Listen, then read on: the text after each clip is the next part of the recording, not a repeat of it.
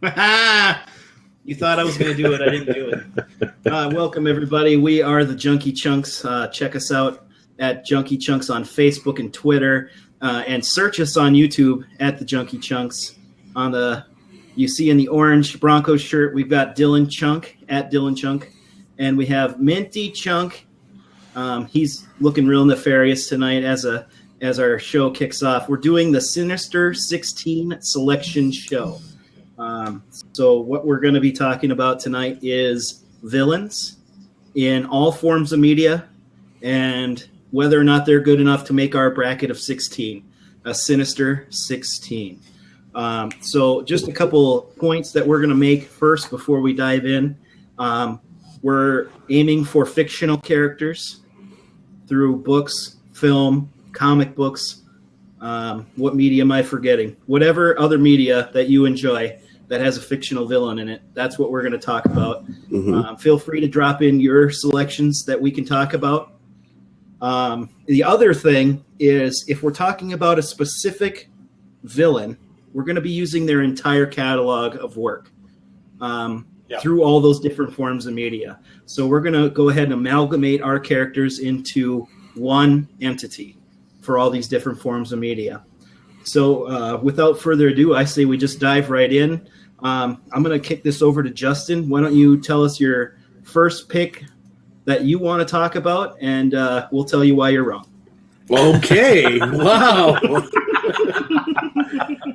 All right. I hope you're ready for this. My first pick is Kaiser Soze, or Verbal Kent from the Usual. Oh, yeah. That's right. On my list, too. I did also write down the Kaiser Soze. He wasn't one of my starred guys. But he is absolutely brilliant, isn't he? Oh, yes. You want to tell us a little bit why you picked him, Justin? Watching that movie gave me an appreciation for people that growing up, it was the devil masquerades as an angel of light. And this idea that here's a guy, he's talking to people in the police station and just comes off like a likable guy, and everything seems to fit until the very end, and you're totally like, holy crap. Yep. Yeah, and I would mind blown. The thing that I loved about that was where the entire time you're watching the movie, they're picking it up as the other guy's Kaiser Soze, right? Yes. Like everybody's trying to play that the former crooked cop. Yeah, the former crooked cop is Soze. And at the end, when he's sitting in that cop's office and he's drinking the coffee and he looks at the board behind him and he sees, Skokie, Illinois, and Kobayashi and all kinds of stuff. I'll tell you what, that fucking mind fucked me. Yes. It really did. That was absolutely fucking incrable. One of the greatest movies, and in my opinion, one of the greatest movies of all time. Watching him stand up and fix the fake of the limp and everything. Oh my gosh. And I think even stand alone without the knowledge that Kaiser Soze is sitting in front of that detective for 2 hours telling a story. The deeds alone make him nefarious. The stories. The stories deeds alone. that he's enacting, and the fact that he is such a presence in organized crime. And he is in this movie organized crime. Yeah. Yes. Those four words together are synonymous at that point. I honestly can't think of a reason not to include him. Honestly. Oh, no kidding. I say he's on there. He's on there. 3 for 3. He's a clean sweep. So since we're adding a guy with no real argument, Justin, pick another guy. So I really want you to be wrong once. Come on, all right. Let's be wrong. All right. HAL 9000. HAL 9000. That's on my list too. I figured that would be a contentious one because you could kind of argue that computers are made by humans and we might throw it out just on the concept. Even if it became sentient, a human programmed it initially. I'm really thinking that that's where I come down on as a no with that, is just because HAL 9000 was programmed by humans and given all these tools to become sentient. So it wasn't necessarily any deeds he did leading up to that to become sentient. He just he had it based on his programming. Right, but could it also be said that the Terminator was the same way, yet machines became alive, or the Matrix, is alive? It's not like Hal went with his programming to do what he did, right? Hal actually started bypassing commands to do things, to do what he felt was best. He was given the power. He was given the power to do so. Well, you're given the power to do certain things too by humans. He was given the power to do that, and the thing about it is, I feel like, not necessarily HAL 9000, but the Terminator thing. We're talking about a symptom of the overall. Right, humanity created something. At that point, wouldn't Skynet actually be the villain? But Skynet Skynet, in a sense. Yes, you're right. But at the same time, let me ask you this: if I'm a bad guy, is my mom the villain? Is my dad the villain? Is your mom watching? Because if she's watching, then the answer is definitively no. She's not a villain. That's awesome.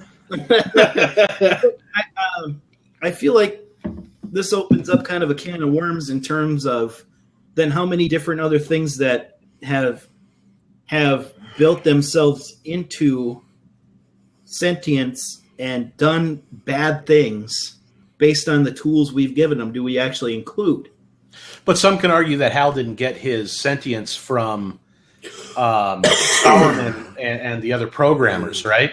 Some could argue that he got his sentience from the monolith, which is in itself almost a non-corporeal being, right? So then the real villain is really the monolith, but the monolith has no. The monolith's there to save another version of life, right? On Europa, and the monolith doesn't have any real nefarious goals. It actually is just a preservation tool. It says, well, the species that will become humans is at a breaking point right now. We need to teach them something new. And then once they interact with the monolith, they discover how to use tools. That, to me, is not a villainous intent. The villainous intent is how the intelligence was used after it was given. Oh, that's fair. I can agree with that. So to me, the villain is not really a thing there besides humanity as a whole of what they're able to do based on what they're given and the choices they make based on that knowledge they have. I can agree with that. Mm-hmm. So to me, I feel like HAL 9000, creepy dude, right? But not there. He's I'm a no. I'm a no on him.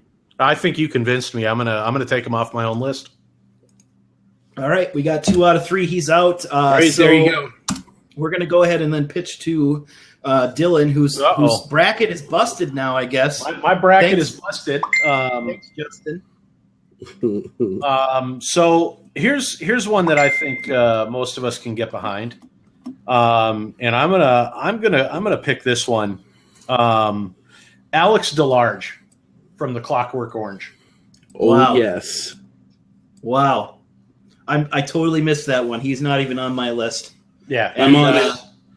He is unfucking believably badass and vicious in everything he does in that movie. Everything he does in that movie. So let me ask the question to kind of put a linchpin in this one. So the movie has this brilliant system of showing you a guy that you hate this guy. Hate him. Mm-hmm. You hope that everything that follows in the film that happens to him does happen to him. Mm-hmm. And it does eventually happen. Yep. Then you get to that last scene where the prime minister is feeding him dinner. And they zoom in on his face, and he's got the look back in his eyes. Mm-hmm. Did he snow us the whole time? That's the question. I think he did. Another verbal Kaiser Soze. Holy crap! Yeah, I think I agree with you on that. I think that Alex DeLarge was a brilliant manipulator, and that kicks his nefarious deeds into overtime. Even though he's not really a big player in any scheme, but you know that him as a person will destroy everything he touches. Yes. Eventually. And everyone he touches, yeah. Right. Oh, yeah. And, especially when the family decides to protect themselves and ostracize him, that was a master stroke on them because he would have killed them all eventually. And we don't really ever know what happens to those 2 women he picks up in the radio store. But who knows? They could be in many different plastic bags right now. Yep. You don't know how far he actually went, even though you're kind of told the first time he ever committed a murder was with that very phallic piece of art. Right. Yeah, that was just overall. That was just a fucked up movie. Could he ascend to a level of someone like Kaiser Sose on an organized crime level? I think so. I don't know. I think he's more like he's the guy that everyone's going to team up to kill. Where Kaiser Sose was too powerful because he was smart. He was brutal and he was smart. This guy's not smart. He's just vicious. Yeah. Does Alex lose credence then because he's such a small time guy? He's just destructive in this small cosm that is his life. Yeah, but he's so fucked up. Right. Anybody he touches, it's like that. I'm feeling a yes. Let's put him up there. Is that 3 votes? Let's see how he does. I see some head nodding. That's 3 votes. Okay. I feel like he might be a dark horse. He could be a dark horse coming through. Well, Dylan, why not? Let's just do one more with you since we had a clean sweep. We were all pretty much there already. Okay. One more. I'm going to go with Annie Wilkes for Misery. Ooh. That's a good one. I didn't see that one coming. I saw her on the list, and again, I had that feeling of the Alex DeLarge type thing. Mm-hmm. She's just a destructive person in her own ecosystem. In some ways, she's almost scarier, simply because she has one person in mind. Because she wants him to write that book, she's going to do everything she can to keep him there until she gets what she wants. And that's just the sheer terror that she has in that movie towards one person is just fucking unbelievably creepy. Yeah. Man. My only reason why I'm thinking no on it is I don't know if I want to put in a lot of... So you're saying you're anti-woman? Ooh. Yeah. Okay. I'm trying to just put it out there. Hold on. Yeah. Total misogynist. I'm trying to find... All right. I want everybody to honestly look at your list and count how many chicks you have as villains and hold up a number of fingers. Honestly, I have one, but it's not actually a woman. So you have 0? Yeah. I have 1. So I mean, are we going to do it? Are we going to do it just to push through the thing? I guess we could. I mean, I have some in my head that I can bring up. If we're gonna just we can't do it that way. That's not how we do it. If we're gonna throw this into BPC, I think I can trump her by saying the Borg Queen. Oh yeah, I like her. Yeah. And taking her work as a whole, I mean, absolutely terrifying in First Contact. So wait a minute, are we going to be sexist and only allow for one woman, and we have to give them a death match here now? Here's the deal. Maybe we need a whole separate thing on this. Of the 3 of us, I'm the only one that gave a woman credence enough to be on the fucking list. How many names you guys got written down? Well, I can tell you. I was scared. I can tell you this honestly. I'm honest. I was scared. I have not seen Misery. You haven't seen Misery? I haven't either. So I don't know. Are you kidding me? The full raft of deeds, right? I know about the big things. I know about the abuse, physical, mental. She kidnaps a writer, tortures him. And not even just tortures him, keeps him convalescing intentionally in front of him, shows him what she's been doing by smashing his legs with a hammer. Yeah. I mean, that's pretty fucked up. That is fucked up. But I don't think she should be on the list because she's a woman. I think she should be on the list. No, I agree. I don't have any type of thing that says, just my iconic villains are they just happen to be male. It just happens. It's just an unfortunate thing. I mean, some of my things are asexual just because of their different, cast or whatever, but I just don't have it. And, if we're going to be viewed as sexist for that, then I guess that's the punishment we'll have to take. I'm not won over just because she's a woman. I just don't want to have too many people on our list that have a smaller frame of work. And what do you think? What do you think her frame of work was to the guy that she kidnapped and tortured?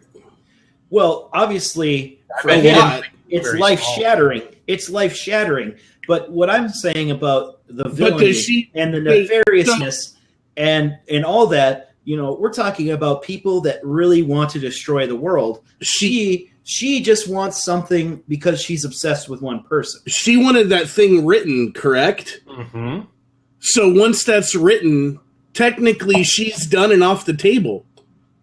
Well, does she go and find somebody else that she's gonna lock? I mean, is there a Misery 2 or a Misery 3? Does she continue this behavior?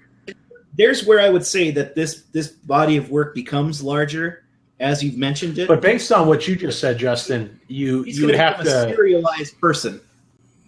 But based on what Justin just said, if there's a Misery 2, Misery 3, the Joker's killed at the end of Batman, right? So does he go away? That's one movie. That's one movie. In countless other works that he has died, he comes back. Yeah, the Joker he never comes back. Sure. Yeah. And every time you reread the book Misery, she comes back. She comes back to life. Stephen King writes but for with that the same guy. Even in the movie, she's just a terrifying person. I'm just putting that out there. It sounds like it's 2-1 right now. So I think we got to move on because we can't give Kathy Bates all of our time. But we can because she's amazing. Kathy Bates is absolutely a spectacular actress. But all right, let's make it 3 for 3, and then then I'll do a pick here. So is she on the list or not? Because put her in. Put her on. Okay, all right. Put her in. I like your arguments, sir. You fought hard for that. Yeah, you did. You got it. You earned that one. I just didn't want to be called a male chauvinist, Pat yourself on the back and go ahead and log in to your favorite feminist website and talk about how yay, I won. Yeah. I am a feminist. We won. We did it together. Yep.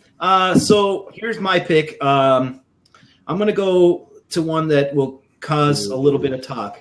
I'm gonna say xenomorph, which is the scientific name of the alien from the Alien series and the Alien versus Predator. What do you guys think about that one? Crickets? I don't like the movies. Honestly, I've seen them all. I don't like them. Never have. Never think. I don't think I ever will. So I'm a no on that just because I didn't like him. Just because you don't like him? Yeah, I didn't like the movie. I didn't find the character intriguing at all. To me, it seemed like a typical space horror movie. That's just my opinion. That's fair. Justin, what are your thoughts? I don't know, man. That's the best you got for me. Well, no, I've got a lot. I actually have a lot to say on this, but the reason why I wanted to be a talking point is to set a precedent about different characters. Oh, so we're gonna have it out then, right? You can't count the xenomorph. And that's why I wanted to bring it up as a talking point. Tell me about it. Why can't it be included? In my opinion, the xenomorph is an interesting. So you mentioned a word. You kind of led to this. You said cast and you said asexual. So I figured you were reaching for the xenomorph this time. I wanted to cause some talk about it. So Isn't the xenomorph a part of a race of entities? Yes. So, Yep. in that regard, is the entity the villain, or is the race the villain? Well, that's the interesting thing about the whole canon of it. And the xenomorph as a caste system, in the Prometheus movie, you're given that this creature, this race, was designed by someone as a tool to destroy things that they don't have the time to do so themselves, or they don't feel are worth their time, or whatever, because we don't know who the ultimate. So we don't know who the creator is. Evil part of this is. But in my opinion, the aliens as a race have one purpose, and that's to survive. Okay. And their things are seen as villainous because they're destroying humans. So my thought on it is, and I bring the xenomorph up to kind of set the precedent, is the xenomorph is kind of a henchman, right? I would go with that. They don't have... Yeah, there's like 7 movies made about that one henchman, which I think elevates them up to the... I mean, if we're going to talk villain versus non-villain, or henchman versus villain, it would have to elevate them to a villain, because the entire movie's about that. I mean, yeah, you got what's her name, Sigourney Weaver or something in there, but she's not fighting. She's not fighting her programmers. She's fighting the xenomorph on the ship, right? Yep. I actually went and watched Aliens 1 and 2 last night, just on a whim, because I own the movies. There's a lot of... It isn't just the xenomorph that's talked about. There's the face ones. The face huggers, which is one cast of the race. One cast. Then there's the Queen in Aliens 2. And the concept... correct? Aliens. Aliens is the sequel. Alien is the first movie. Yeah. Aliens is the sequel. The two, Aliens, they talk about the Queen. So, I mean, you are introduced... Yes, there's a lot of movies, but you're introduced to all the cast roles of the Hive. Mm-hmm. Yeah, the Hive, and to me, even though they're a sentient creature, their real goal is just to survive. And they need a host to do so. Yeah, well, I vote against them still. I still don't like the movie. Yeah. So, and so, like, the xenomorph to me has, like, because of what you've said with the villainy, because they're a constant thing over, it's... So what does this mean? Movies. What does this mean for Darth Vader, then? Well, that's one thing that I find to be interesting, is Darth Vader's the villain in one movie. Yep. Agreed. He alludes to the fact that there is someone else telling him what to do. Yeah, if anyone brings up Darth Vader, I'd vote against that. And that's where, again, the xenomorph fits into me with Vader. They're both terrifying. Mm-hmm. And if you run into either of them and they don't like you, they will fucking kill you. Yeah. Yeah, but they're not in control of their own destiny based on actual machinations of their own ideation. Correct. But Vader is much like you guys were talking about with Alien being a henchman, the difference is throughout the entire series, Vader is always overshadowed by Palpatine. Vader is always overshadowed by someone more vicious, someone more diabolical. Where in Alien, you only really learn about that in Prometheus. And that's where the change comes for. Exactly. It's like and we learn about it the entire series. In Alien versus Predator as well. You get... Now, I don't know if anybody's going to agree with me or not, but an interesting thing is introduced with Alien versus Predator when the Predator starts to hunt the aliens the way that they do in the crossover. You get this idea that it's possible the Predator race actually created the aliens.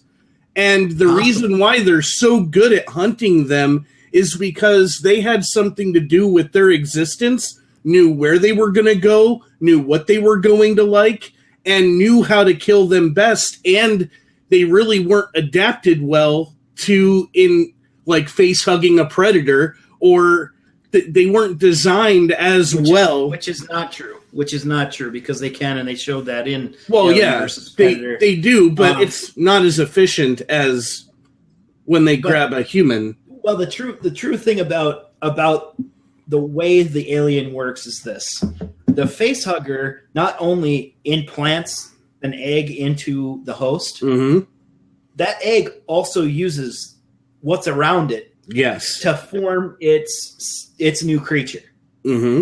So the alien will look different for a lot of different races, and that's why I say that theory is good, but not necessarily valid, because they haven't created the alien, but they've discovered it and found that it is a badass, and they want to fight this because that's how they're going to be awesome, and that's how the Predator is going to be an awesome fighting machine. So we've spent like 10 minutes talking about the alien. Because it's a good talking point. Are we going to take a vote on this? Because I vote no. I vote no. Honestly, I after talk with in our production meeting about it, I feel Xenomorph isn't on there. I just wanted to use it to talk about it, and I got what I wanted, was to talk about it. So are we saying no because and let me ask what you're saying. Are you saying no because it's you think it's a henchman? I don't believe that they are the driving force. End all to be all. They are not the villain. Right. They are not the true villain. They are actually the tool used by someone that created them. Gotcha. Okay. That's where I'm at on that. And so I got, even with my pick, I was a no on it anyway. We're going to go again, and we'll jump back to Justin. I want to hear some more on your list. All right. So the Vampire Lestat. Oh, interesting. The Vampire Lestat. I'm doing this on purpose because we just covered the subject of henchmen, and a lot of people could potentially argue, well, here's a vampire. He's not Dracula. He's not the top of the progeny list. But if you take the books by Anne Rice and you read them and you realize that he is killing old gods and drinking their blood and assuming their place on the progeny list, I believe that he has ascended beyond henchman and left into the realm of villain, because now he, regardless of the fact that he was given the immortal gift, he's acting on his own behalf, even if he has to kill or supersede someone greater than himself. Is that one of the vampires from Twilight? Am I Wow. Show over. We're wow. You guys have a good night. I'm leaving. We are the Chunky Chunks. Bye-bye. Just kidding. Oh man, that hurts. So you did kind of gloss over it. No, Dylan, all facetiousness aside, the Vampire Lestat is one of the main characters in the Vampire Chronicles by Anne Rice. Yeah, no, I've read the books. Very well known, obviously. Yeah, just because they're on the shelf right behind me. Yeah, okay. It's hard to see from here because all I can see is Star Wars, and that's what gets my motor running. So, but I do like the idea that, and the comment from Connie is, the real villain is the creator, but in Queen of the Damned, Lestat did destroy someone in the hierarchy of the whole vampire thing. He doesn't destroy her. He drinks her blood and assumes all of her progeny below her. So basically, and takes her place, her value, right? He becomes the Akasha. And jumps up the progeny list. Nobody knew that was even possible in that lore, that you could drink the blood of somebody above you and then assume all the vampires below them into you as the father or the one that gave the gift. And but he assumes her place higher up the chain of command. Did he learn that this was something he could possibly accomplish? No, he just did it on a whim. He did it because he was really trying to gain power for himself. And he knew that there was a greater power in her blood, and he wanted that power for himself. I'm a bit torn on this because he didn't actually kind of have that knowledge. Yeah, he didn't find knowledge to say, well, I can start doing this. Now he does. Well, yeah, now he and further on, he seeks old gods to assume their place. Yeah. And I'm reading another comment and seeing that there's a difference between monster and villain, and I think that Lestat is both, and that's how he transcends with this act. Yes, I think there's a transcendence. Real machinations that are my own now, and I am not 100% enthralled. I have no strings to hold me down. Whatever my downline is, I can fuck with that whenever I want and accrue power for myself however I want. And still watch everything burn. Because technically... Because he can cause that now because of his new abilities. Yes. I brought him up for the contention. I think I like him. I think what do you think, Dylan? I think he's weak. I think he'll go out in the first round. Ooh. So is that a yes? That's a no for me. I mean, 2-1. I mean, that's going to be a low bracket right there. That's all I'm saying. He's he can't be seated too high, can he? No, not even. Wow. All right. So 2-1 though, he makes it through. How many guys do we got? We only have 4. That's fine. We thought we were feeling lucky if we'd get to 8 tonight, honestly. Yeah.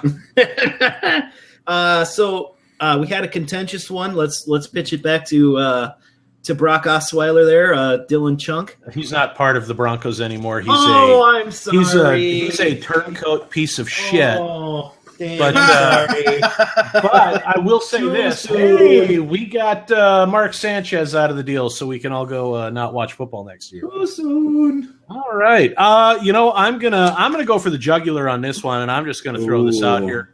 I'm gonna go with the Joker. Thank you. Just move him over. Specifically, Heath Ledger. Yes, damn Skippy.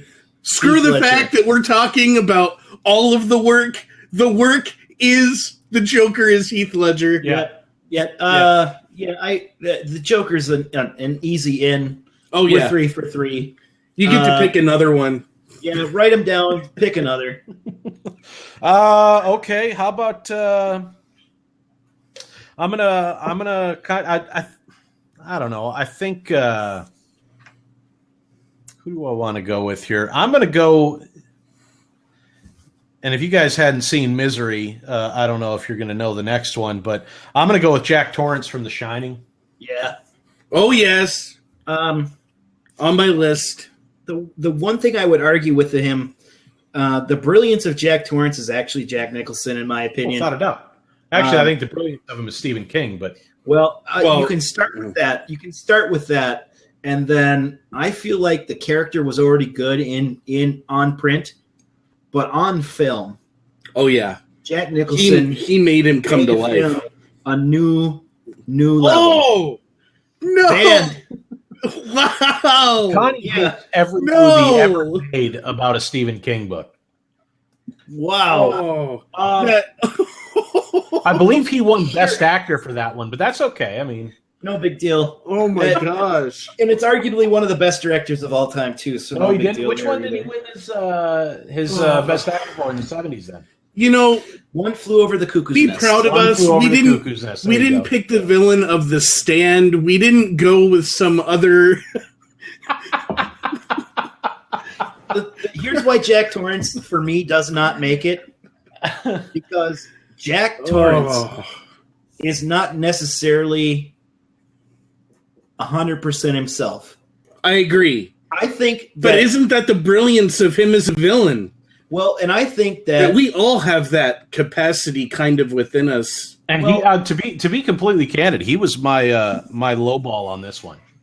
I liked Annie Wilkes from Misery much better. And I'll say this about it: there's other forces working with Jack Torrance to enhance the evil things inside him and make them larger, right? Because ultimately, to me, it seems like the villain is really that area, right?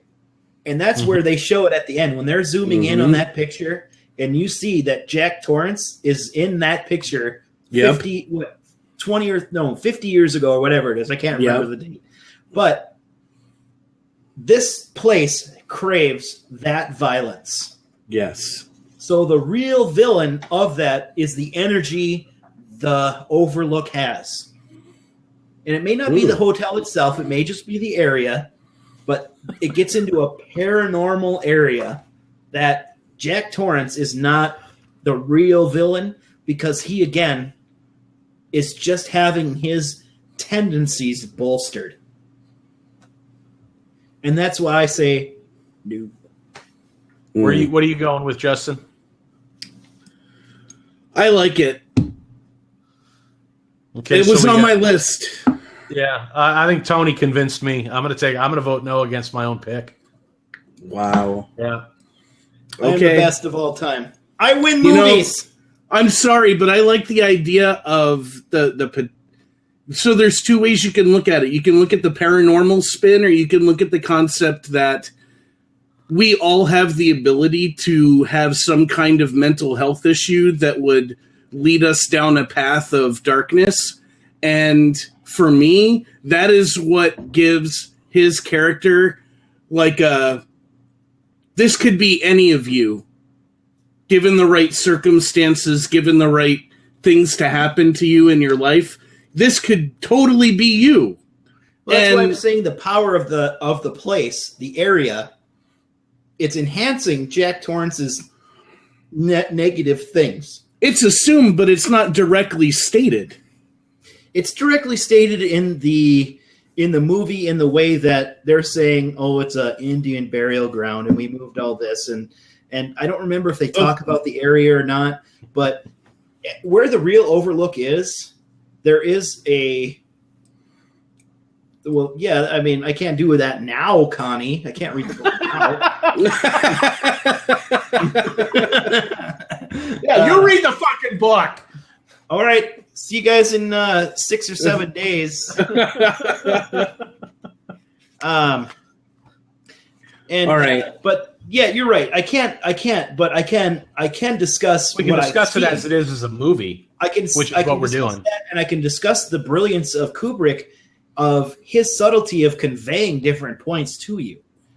And they talk about the fact that area has a power.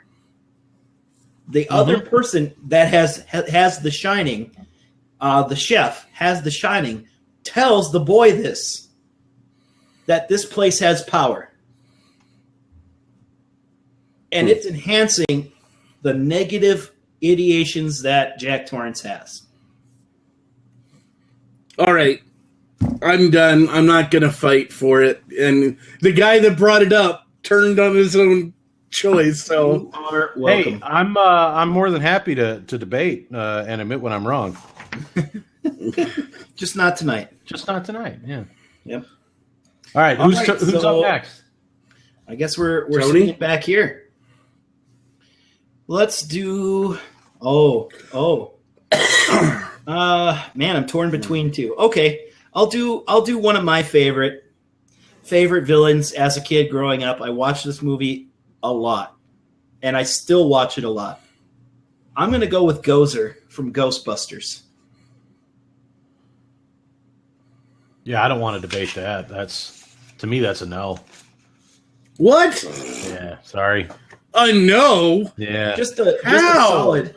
I don't know. Again, I think that I didn't really care for the movie. I mean, as a whole. You told me yesterday you like movies, and so far you've liked 0 movies. I know. That's bullshit. That's not true. Unless they're made from a Stephen King book, you've liked 0 of the movies. Usual Suspects, which we talked about. I said one of the greatest fucking movies of all time. Yes, you did. I'm pretty sure. I'm pretty sure somewhere. Odyssey. I liked HAL 9000.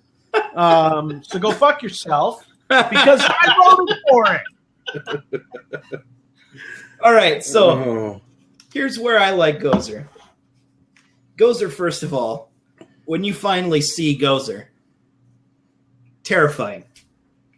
The sparkly suit, the electric lightning from the hands, the just complete disregard for humanity as a whole. I love that because in a phrase, she says that she's just a badass.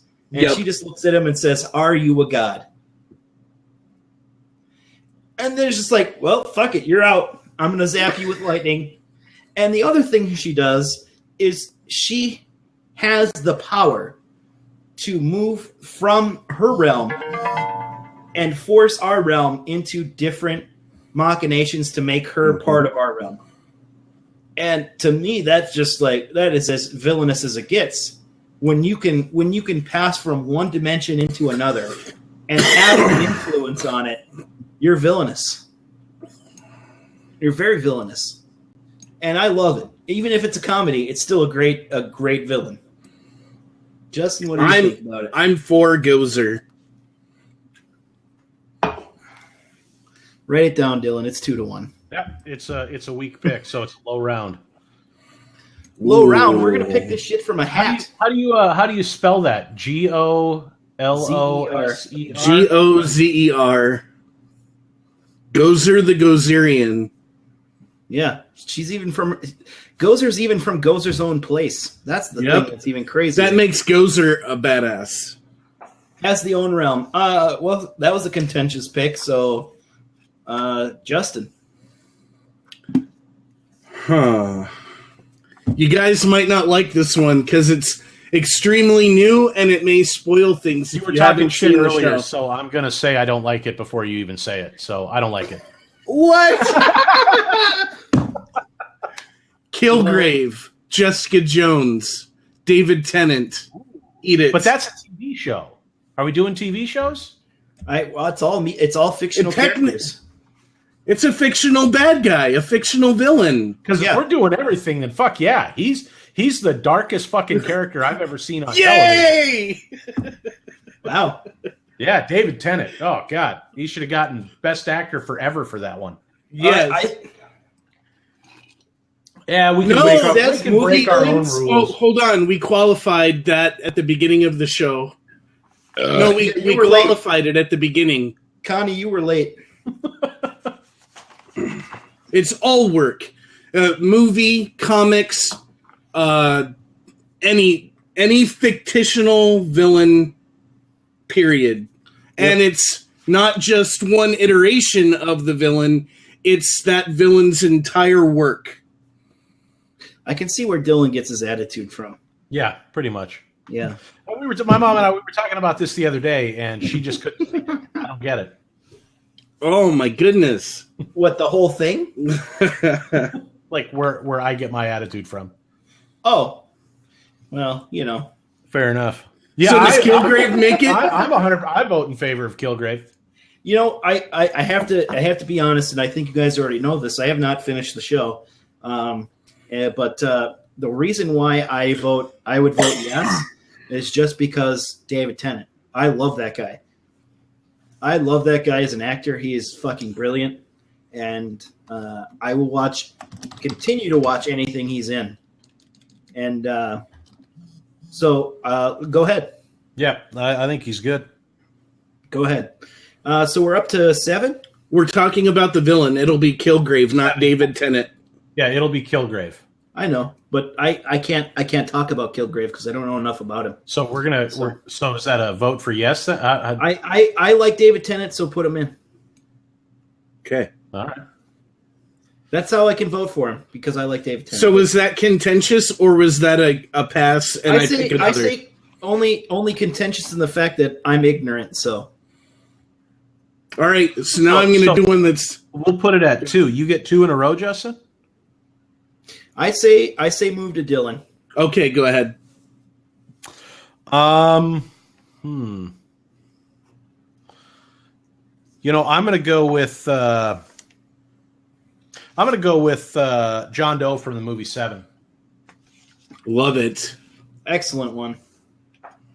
Yeah, I think you could make this list, and I think Kevin Spacey would you know, he'd end up in multiple bad guys. But John Doe from Seven was just, that character was just terrifying. Yep. Yeah, and we you know, again, he's a serial killer. I mean, he's already transcended whatever little world he's made into a real threat to all humans around him. Mm-hmm. Yeah.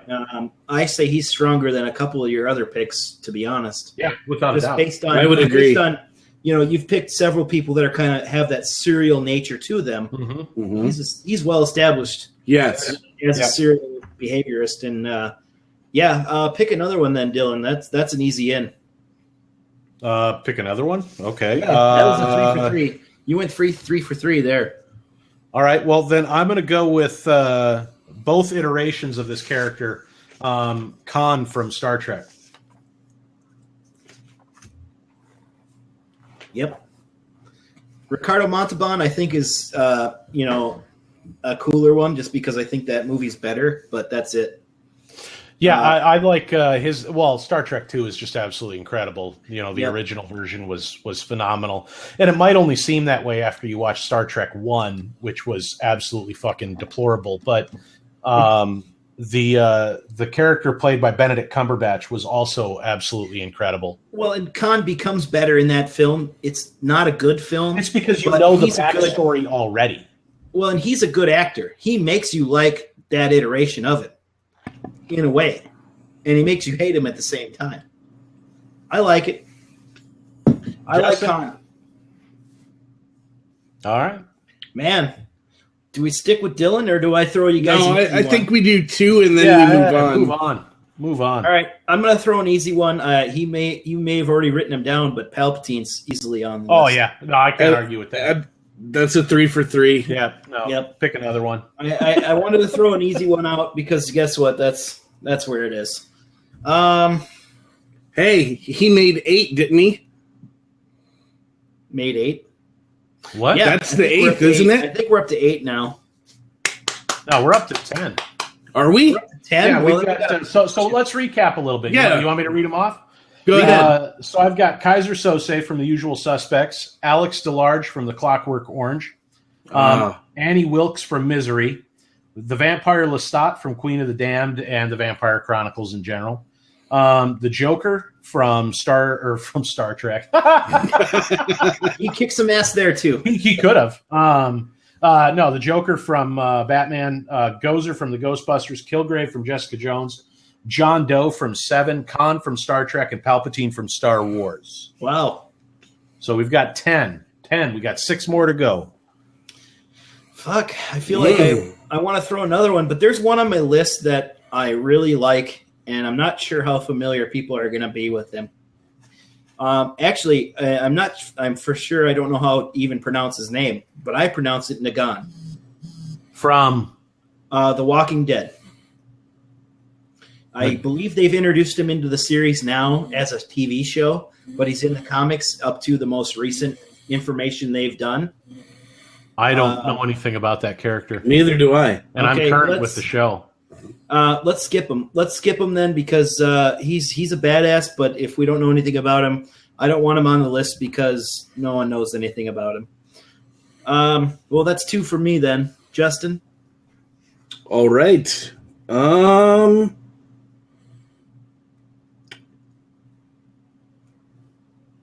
Hans Gruber from Die Hard. Yeah, I can't argue with that.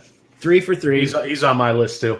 Yep. Great villain. Alan Rickman's just absolutely incredible. And I need to say the reason why I picked that one, even though on the phone earlier I was like, no, he's not on my list.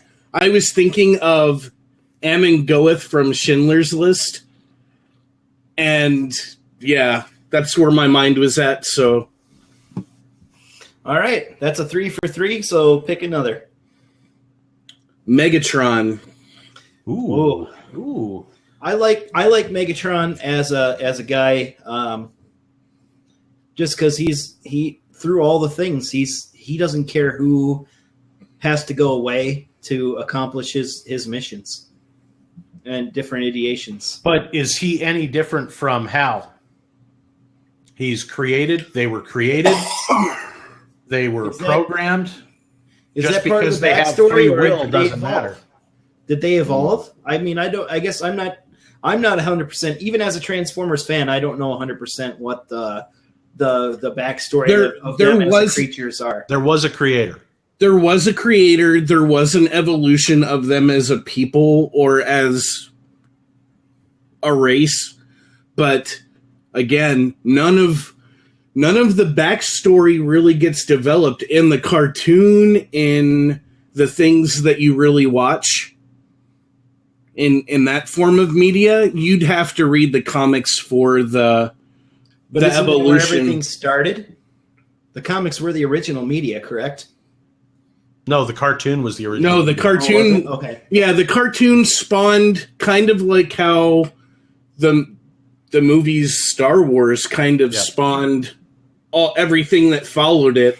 The cartoon spawned all the backstory stuff and all the other platforms of media for the Transformers. Yeah, the problem is the problem with the canon for Transformers is that the property's been bought and sold so many times. Yep. That there isn't a straight answer to any of that. Yeah. And while I think Megatron is absolutely amazing as a villain, I mean, based on what we talked about with they were a product of someone else, just like Hal was a product of someone else who became aware, who became self-aware, and who evolved over time. I think that I would have to say no to Megatron. I feel like my fandom of him can't overcome your arguments, so I'm a no. I'm just not feeling him, dog. It was a good pick though, because if we'd have kept Hal in there, I'd have kept Megatron in there. But if we're gonna make rules, we got to stick with them. I think. Yeah, I'm in agreement with that. I like that as a thing. So then Dylan's pick is next. Let's see here. I'm gonna go with Voldemort. Yeah, he's in. He's in. Yeah, got him. Yeah, he's got to be.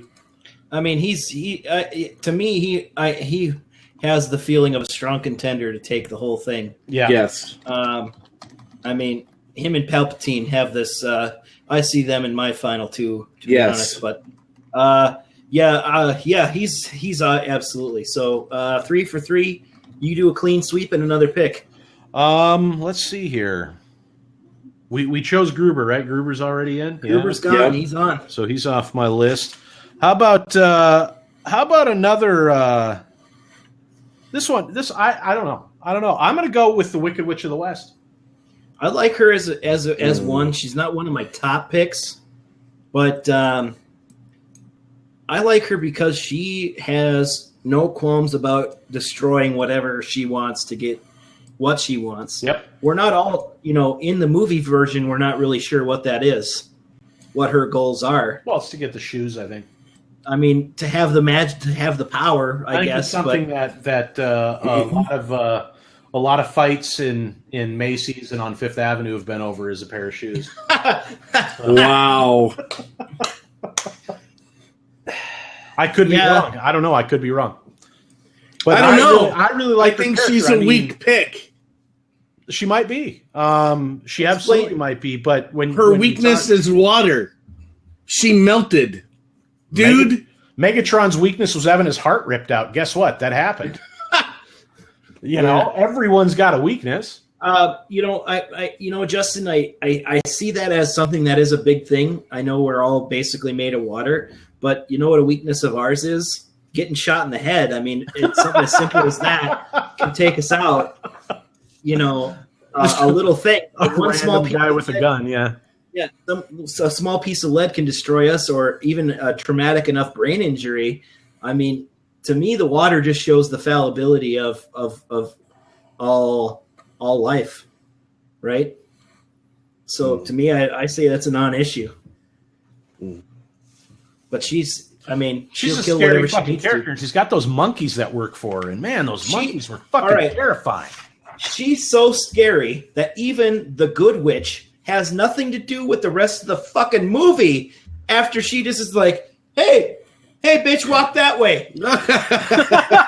And she's gone. She's just out. Yeah, she fucking made deuces quick. I will agree. Yeah. That's how fucking scary the Wicked Witch and I of the agree East with is. what Connie said in the comments. Oz was scary too. I think the Wicked Witch in all iterations, even when you look at Oz, the Wiz, Wizard of Oz, all kinds of different iterations of it, I think she's a terrifyingly scary villain. She is, and she's using the environment to her advantage. Honestly. Mm-hmm. She had a great alliance with her sister. It was her sister, right? The one with the ruby shoe or the silver shoes. Excuse me. Mm-hmm. Yeah, the Wicked Witch of the East. Yeah. And so they had this alliance, and then she knew the way to grab the power from there was to have what gave her sister power. Yeah. And to consolidate, and that to me has some sort of I need to control this thing as a whole. I like her. She's Good deal. Yeah. Justin, are you voting yes, no? Yeah. Since we shut down your thing. On the side, he just wanted to get me back for Megatron, I think. One of the funniest lines ever, I think it's in Futurama. They do an Oz thing. And one of the funniest lines about the Wicked Witch of the West was when Mom, who is one of the villains in Futurama, has water fall on her and she starts melting. And I think the connotation of what she says is so hilarious. Whoever thought a tiny drop of liquid would ever fall on me? And I think that's just hilarious in the connotation of Oz, and then another connotation of in a sexual sense of that is funny. I love it. I love that. I just love the connotation of the sexual sense. So that's funny to me. So did you get 2? I got 2. Yeah, Voldemort and the Wicked Witch. Jesus, we got 14. Something like 13, I think. 1, 2, 3, wow. 4, 5, 6, 7, 8. 13. I still have a shit ton. I have a shit ton too, but fuck you. Well, start picking better. I don't want to pitch another. We might have to do it. We might have to do the last 3 might have to be wild cards. I mean, we might have to put a few out at a time and determine the merits of each on their own. But I feel like there's a couple guys on my thing. Dude, one guy has to make the list, and that's Sauron. Thank you. Yeah. Yep, he's on my list too. I've got him. So let me pitch him, and I'll go my 3 for 3, and I'll make my second selection. The second would be Hannibal Lecter. I got him. Totally think he needs to be on the list. Ace by Stand By Me was evil. You've mentioned that one twice, Connie. I don't know. Apparently, we're not picking up on him on Ace. I didn't. I'm sorry. I didn't feel the Stand By Me vibe for a villain. It had Wesley Crusher in it. I couldn't rewatch that movie if I tried. Oh shit. Well, I guess he's out. He's a 0. So you guys are saying Hannibal Lecter. So you're saying Hannibal Lecter. I think Hannibal Lecter's badass, but that leaves us one spot, and that's why I'm saying we might want to throw out a few names at one time and pick the worst of the worst. He's one. Justin, throw out another name then. Hold on. Why don't we do with the rest of our picks something like the Sinister 16 and duke them out right now? Well, that's kind of what we're doing. That's why we each wanted to throw out a name. Okay. And then we could tear down and pick the worst of the 3. Okay. Doomsday. Okay, Hannibal Lecter, Doomsday, and I'm gonna go with I'm gonna go with pull out your big gun.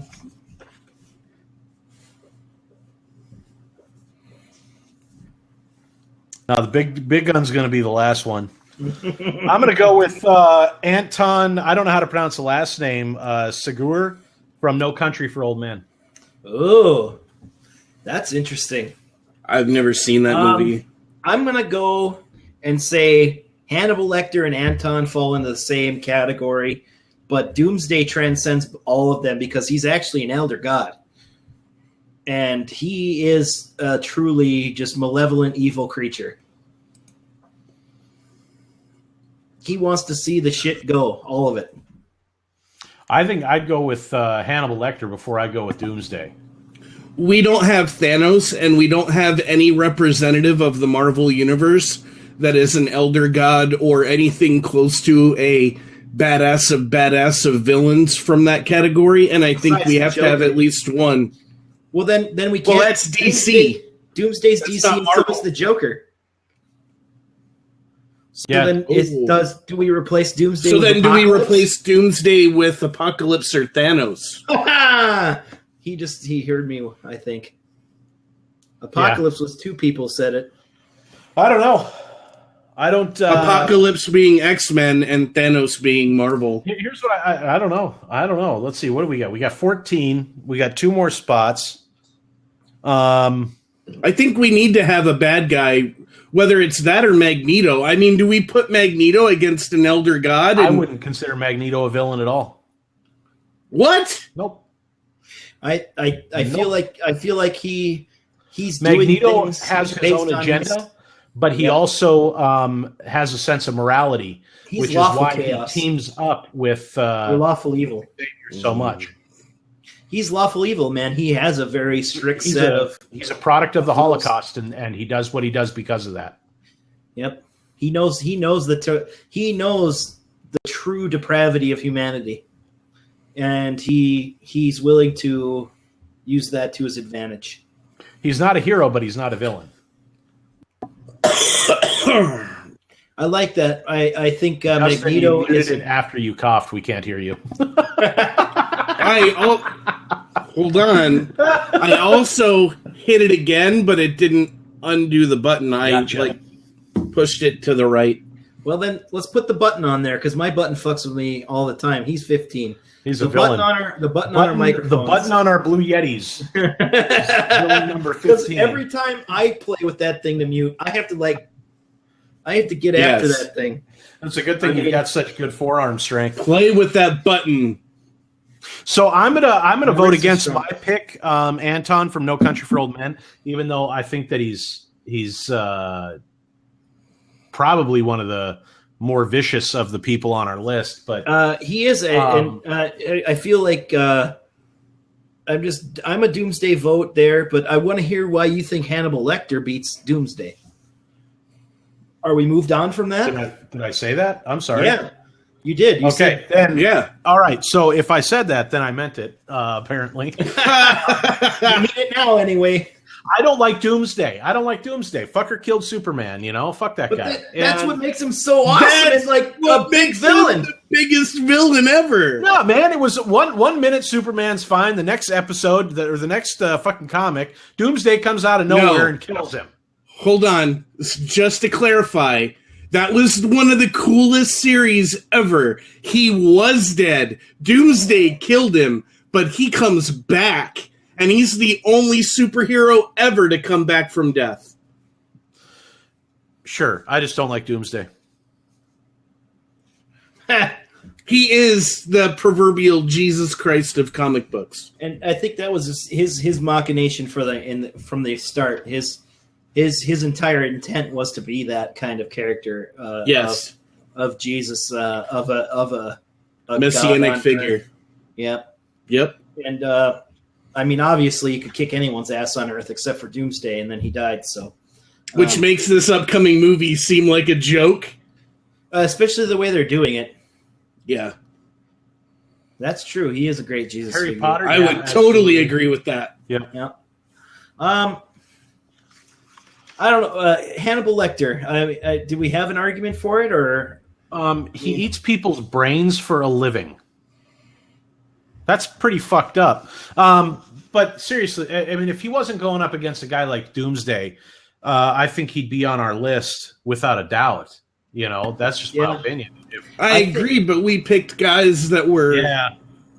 I feel like I think he's getting beat out by Doomsday at this point. Yeah. All right. Well, Doomsday's got 2 votes. I'm voting against him. I'm not changing my vote. Can I ask a question? Yeah.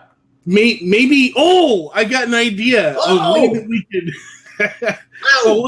a way that we can affect the outcome of our show. So when we're all done and we have our 16, if we actually get there in this show, can we do a counter argument show to solidify the 16? So like go back through and say, I think I have a villain that is better than this villain. So we're basically then expanding the 16 to 32.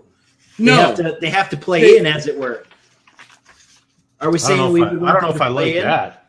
No, I mean, okay. So the only like, reason I don't like that is because we have some people that have become a dark horse in our tournament, and that are some of Dylan's picks have become dark horses.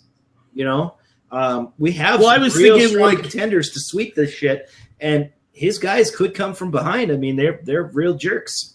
Like his Alex, for instance. If Dylan could have picked Hannibal Lecter or Alex from Clockwork Orange, would Dylan have picked Alex over Hannibal Lecter? I think if Dylan wanted to pick Hannibal Lecter, he would have picked him over Alex. I feel like people are talking about me right now. I'm just asking a question because I'm going to answer your question for you. He would have picked Hannibal Lecter before Alex DeLarch if he wanted Hannibal Lecter out there. I agree. I only have one more pick that I would fight for completely. Yep. Okay.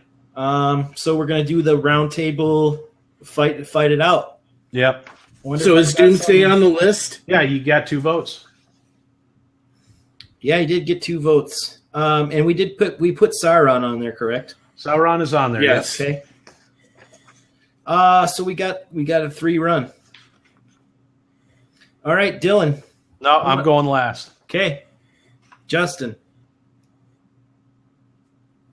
Donald Trump. Donald Trump. You knew it was coming. Come on now. You knew it was coming. I'm going to go with Freddie. I'm going with Scar from The Lion King. All right. Scar Follow that up.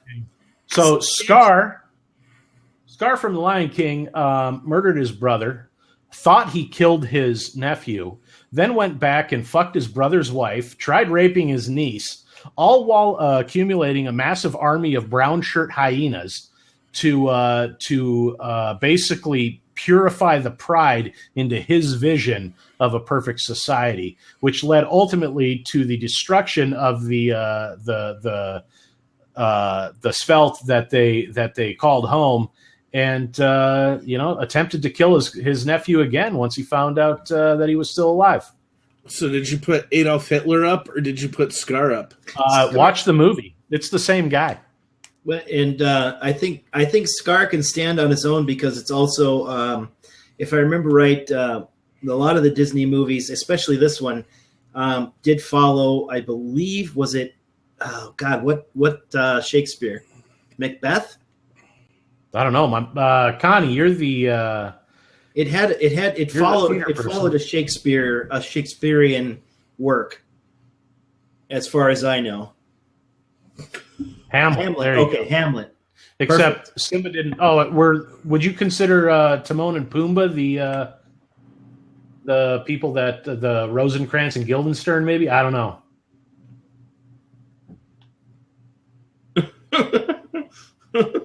Fucking okay. I could go get Hamlet and we could read that, I guess. But well, I like your arguments, but I'm going to say Freddie because people have to sleep. You can't not sleep, even if you try not to. You're going to sleep. That's right. I'm going to say no to Freddie, and the reason I say no to Freddie is because I think he's just a construct of people's minds. Wow. Well, That's fine. Jason Voorhees. You already put a name one. out there. Yeah, you picked one. We talked about the one you picked. Yeah, you picked, fucker. No, I was offering a replacement for Freddy if you're going to argue that Freddy is a construct. Well, you don't get a replacement. You threw He your was pick out actually a person who died. So yeah, so is Freddy. That's what I'm saying. When I said he was actually a person that died, I meant Freddy Krueger was a dude that died.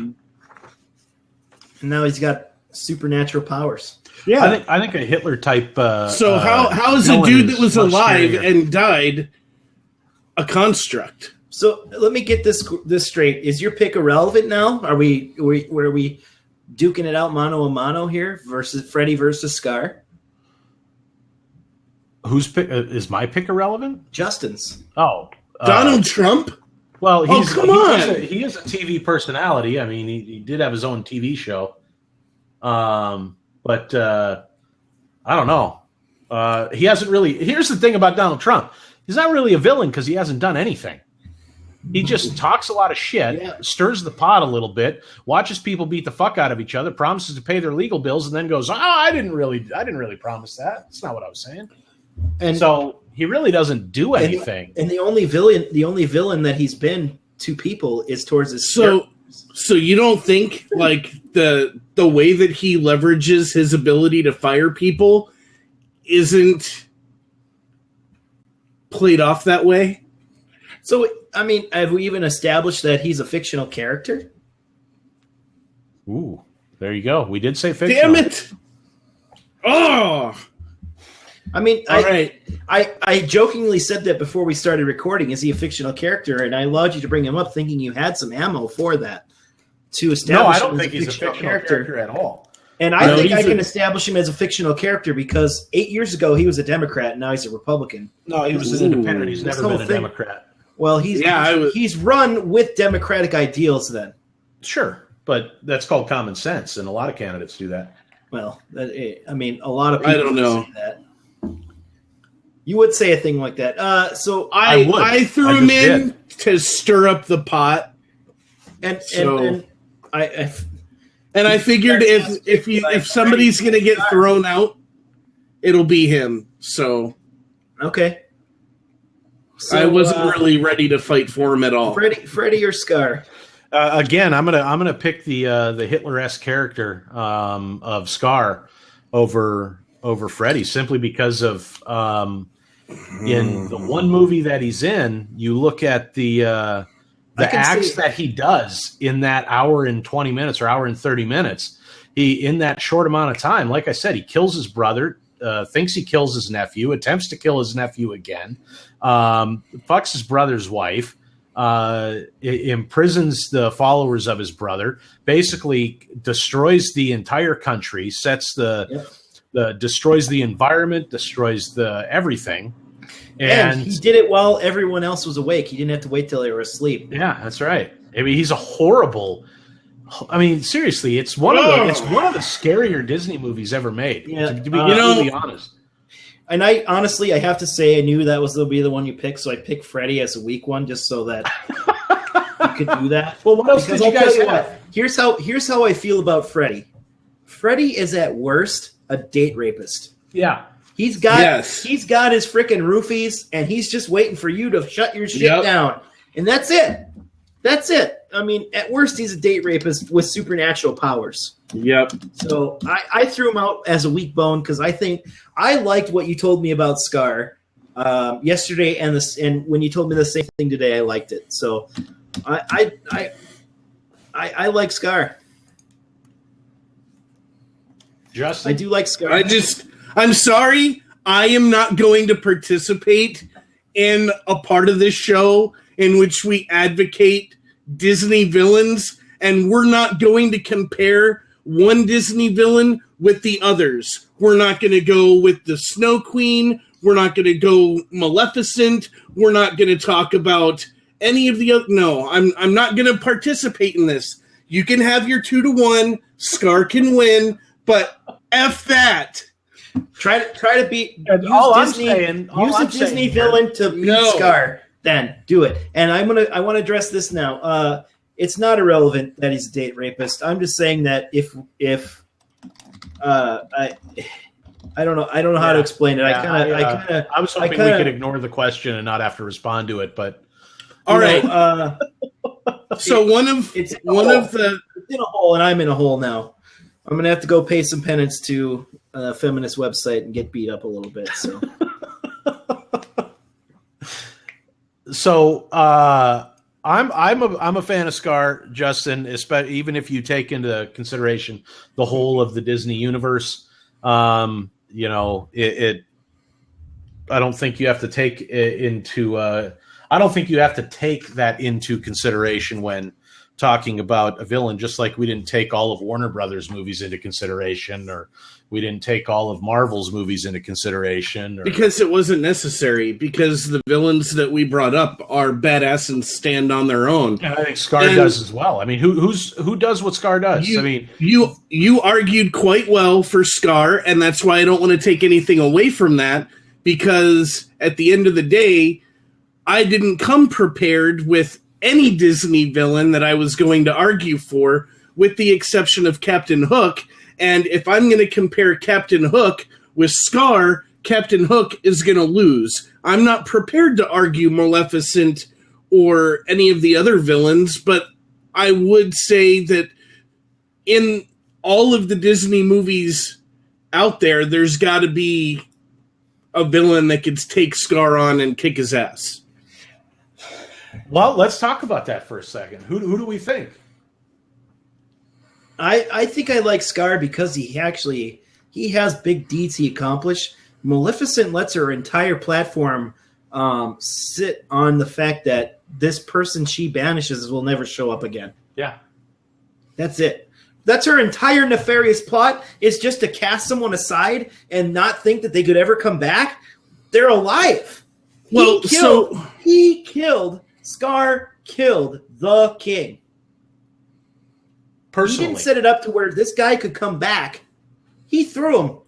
He threw him into the ravine. So what is the story Pocahontas about? How England came over and raped the New World? Yeah.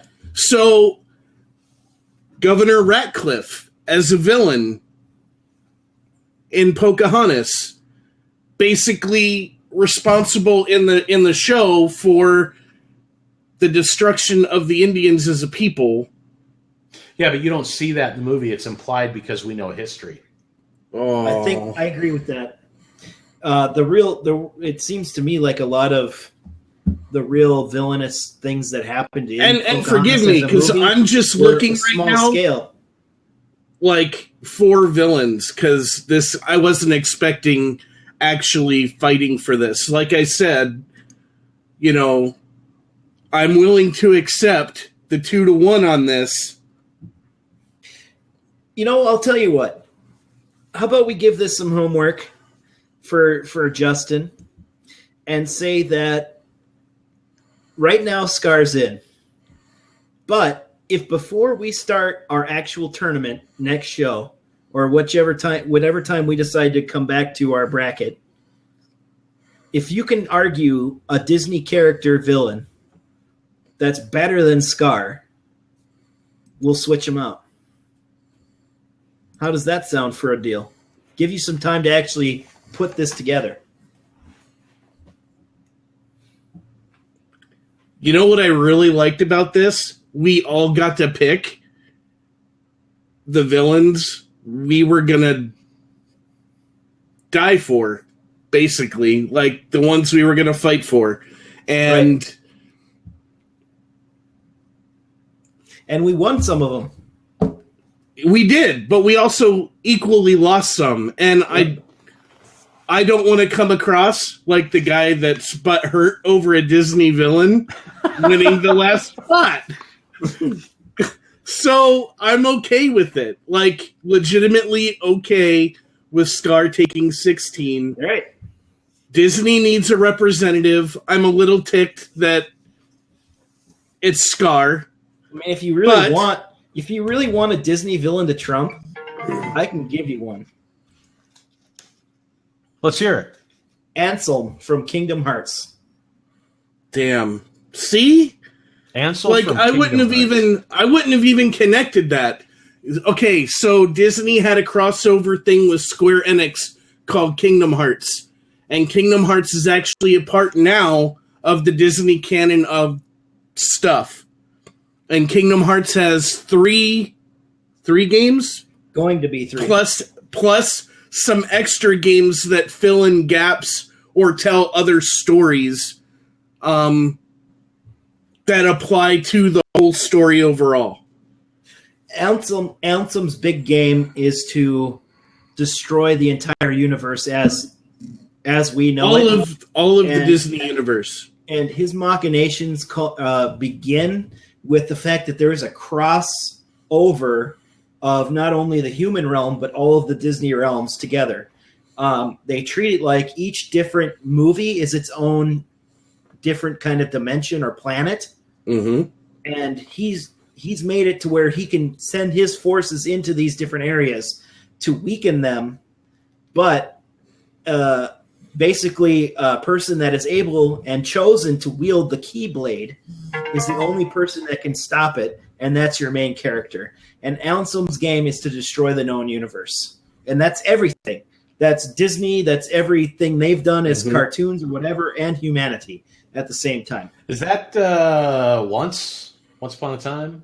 Is that what that is? No, it's not a show. I'm not familiar with this at all. It's Kingdom Hearts is just a video game made by Square Enix. And using characters with permission from Disney. It was a full partnership. Fair enough. But no one mentioned him, so too bad. I'm just saying, if we wanted to throw one in there that's a contender against it, that's the one.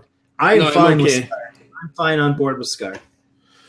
And I think with that, I'm not going to change my okay to a vote. Who didn't? Yeah, I didn't write it down as 3. I wrote it down as 2. Who do you guys still have on your list? I've got Dracula. Yep.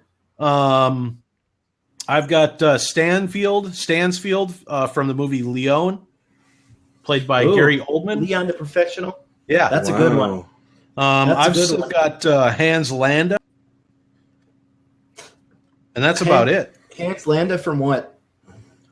Inglourious Bastards. Okay. I have Critters. I have Commodus. I have Lex Luthor. That one, I would have voted for that one. General Zod. Because, and here's the thing, to have General Zod in the end of the new Man of Steel movie have his head snapped, like his neck broken by Superman, was the weakest death of any like-minded does that mean anybody could break Superman's neck? Because they were equal. Oh, any other Kryptonian could. He wasn't under. Well, he wasn't under the effects of. I think that's the point of Man of Steel, is that they're showing that the Kryptonians are really equal in power, based on their proximity of our. But they're supposed to be like superhumanly powerful. Nothing can penetrate them or anything, unless they're affected by Krypton, the kryptonite.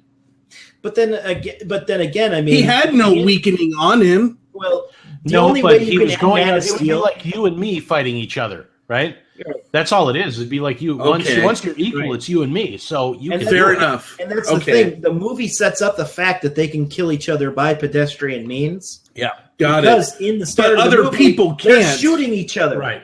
They're shooting Got each it. other at the beginning of Man of Steel. Yeah, but they're also on a planet with a different colored sun, and they aren't like gods on their own planet. No, they're not like gods at all. Right, but Other I than mean, the fact that they are genetically modified beings. Yes. right. But they weren't. They knew by sending him to Earth, he was going to have superhuman abilities. So who else did you have? I also had Jigsaw. Yeah. I had Captain Hook. Mm-hmm. I had Leatherface. I had Mr. Smith. Agent Smith. Yeah. Agent Smith. Oh man, someone should have brought that one. I'd have voted for that one. I had Bane.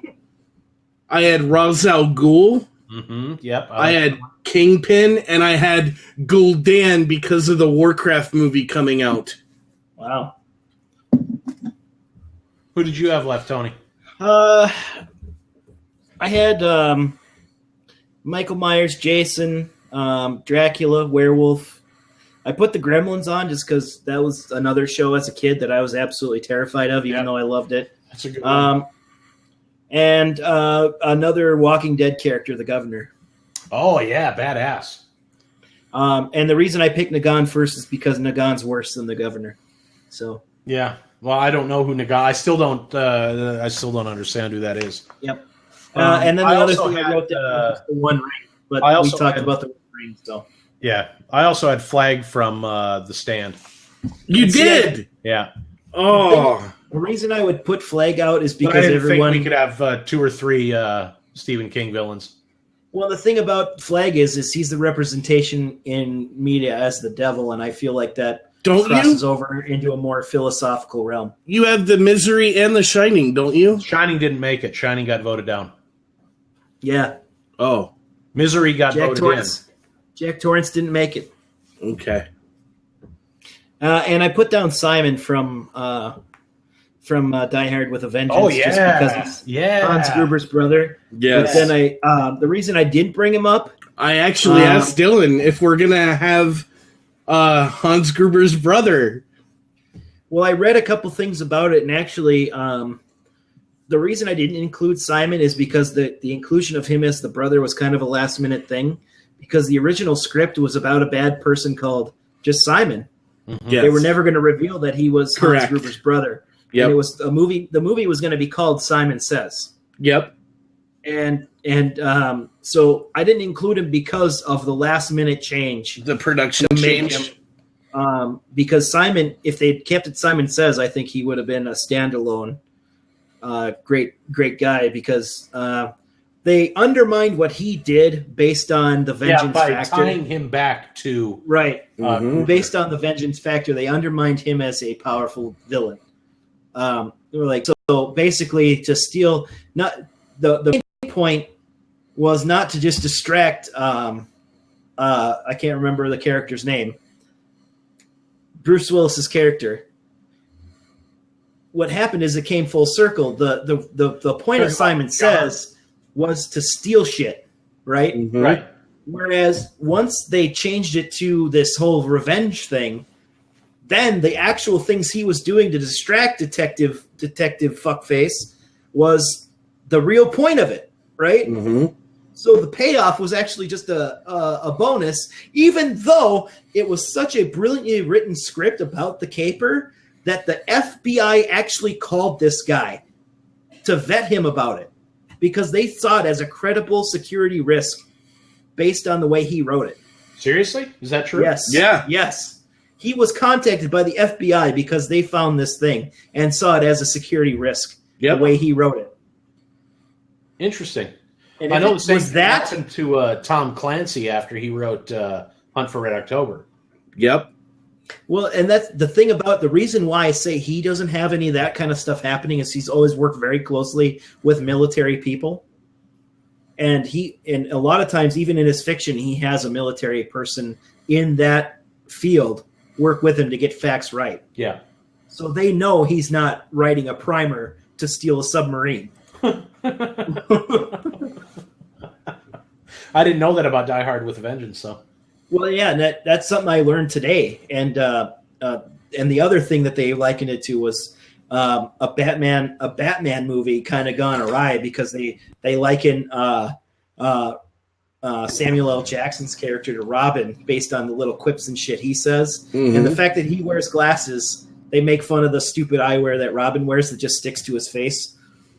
And that was one of their parallels. It was just a silly thing, but the real thing was that nugget about the FBI for me that just kind of ruins Simon by bringing it back around to a Vengeance tale. Yeah, that makes sense. So, but let's read through the list. What is our final 16? Yeah, so final 16, we've got Kaiser Soze, Alex DeLarge, Annie Wilkes, Vampire Lestat, The Joker, Gozer, Kilgrave, John Doe, Khan, Palpatine, Hans Gruber, Lord Voldemort, the Wicked Witch of the West, Sauron, Doomsday, and Scar. Well, I honestly, even though people that we really like didn't make the list, I think this is a phenomenal list. Oh, yes. I love It's it. a good one. It's going to be hard bracketing them together. Well, what I'm thinking is to bracket it instead of trying to put them face to face with different things. I say we start our next episode with that we use this media with drawing names out of a hat. I don't know about that. I think we gotta look at the ones that got 2 votes, and those got to be low seeds. We got to look at the ones that got 3 votes; those got to be higher seeds. I really like that as an idea. I think we move forward with that. Ooh, let's do that. So our next show isn't a selection show; it's the seeding show. It's the seeding show, and then we can have low round games. Yeah. And I think that this is something that if we don't necessarily get back to it next week, that's okay. We can let people linger over this and gain talk if we need to. So, but I guess with that we can go ahead and sign off. We are again the Junkie Chunks at junkiechunks.com, on Twitter at Junkie Chunks. Look us up on YouTube and Facebook. We're the Junkie Chunks there. Search us. Dylan Chunk at Dylan Chunk, Justin at Minty Chunk, and I am Drunky Chunk at Drunky Chunk.